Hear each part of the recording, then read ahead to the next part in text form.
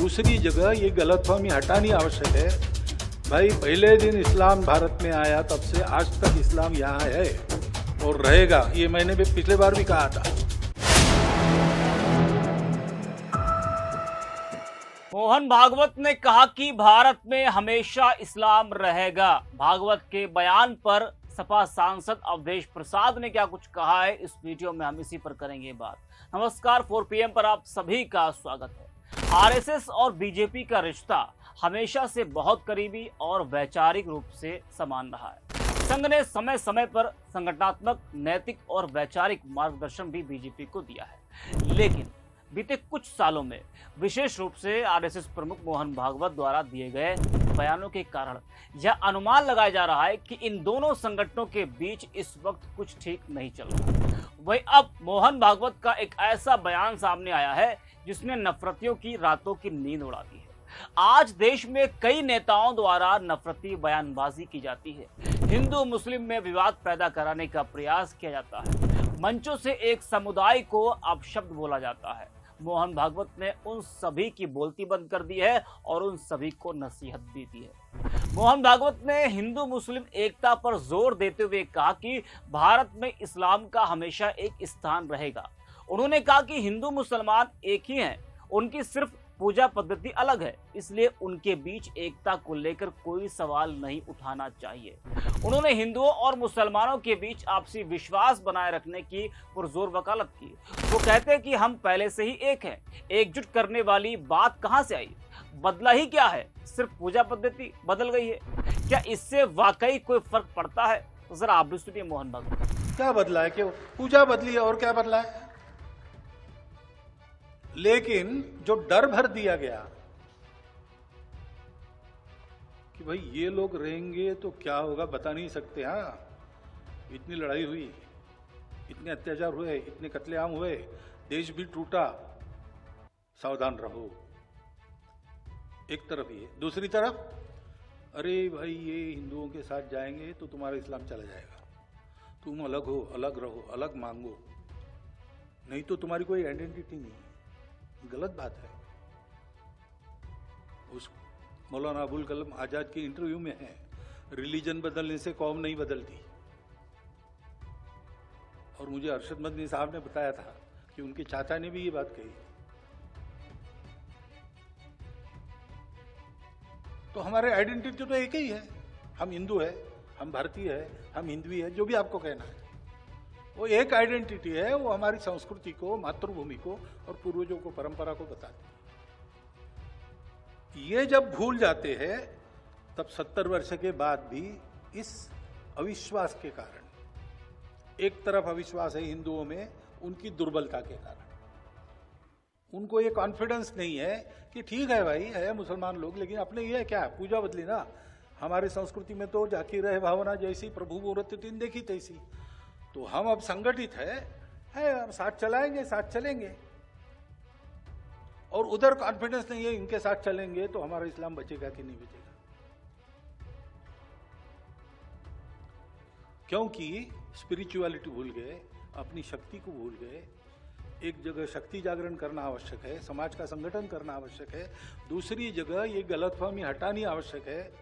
भाई पहले दिन इस्लाम भारत में आया तब से आज तक इस्लाम यहाँ है और रहेगा, ये मैंने भी पिछले बार भी कहा था। इस्लाम नहीं रहेगा ऐसे सोचने वाला हिंदू सोच का नहीं है, हिंदू सोच ऐसी है नहीं। दोनों जगह ये कॉन्फिडेंस बने तब ये संघर्ष खत्म होंगे। पहले ये मानना होगा कि हम सब लोग एक है, हमारी भाषाएं अलग है, जाति पाति अलग है, पूजा अलग है, ये सब है, विशिष्टताएं हैं हमारी, लेकिन सबसे ऊपर ये हमारा राष्ट्र है, सबसे ऊपर ये हमारा देश है, हमारा समाज है, हमारी संस्कृति है, और वो अलग अलग नहीं है। We are not a federation of communities और societies, we are one people, we the people.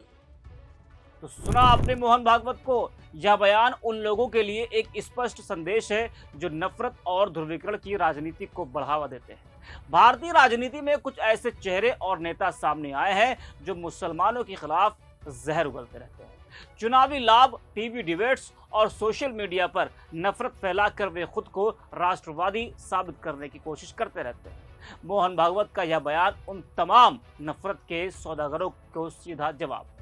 वहीं आपको बता दें कि मोहन भागवत का एक और बयान सामने आया, जिसमें उन्होंने कहा कि राम मंदिर एकमात्र ऐसा आंदोलन था जिसका संघ ने समर्थन किया था और वह काशी और मथुरा के स्थलों के पुनरुद्धार सहित ऐसे किसी भी अन्य आंदोलन का समर्थन नहीं करेगा।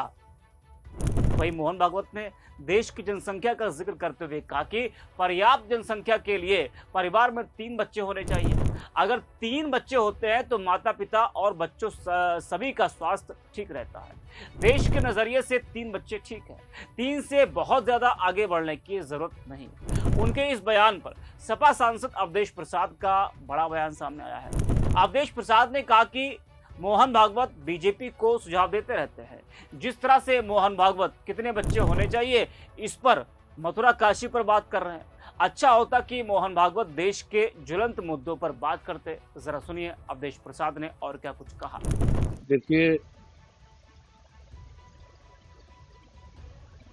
मोहन भागवत जी समय समय पर कुछ भारतीय जनता पार्टी को सुझाव देते रहते हैं और चाहे वो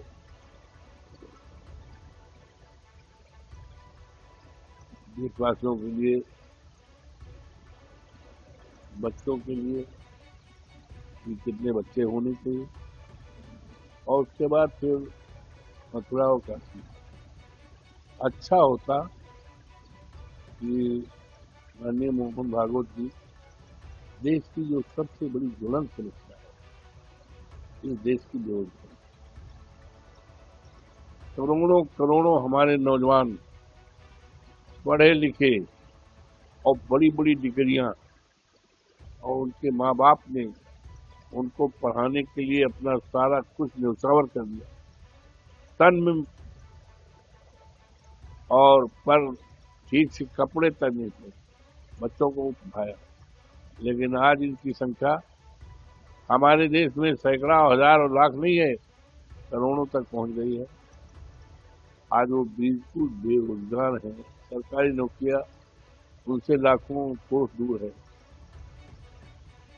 भागवत जी को इस पर बोलना ही नहीं चाहिए, बल्कि जो सरकारें हैं, ये जो सरकार होती है, प्रदेशों में सरकार है, उत्तर प्रदेश में सरकारों के मुखिया लोगों को उनको निर्देश देना चाहिए कि ये ज्वलंत मुद्दा है, इस पर कारगर और सार्थक कदम उठा जाए। देखा और सुना आपने। आपको बता दें कि इस वक्त मोहन भागवत के बयान सुर्खियों में।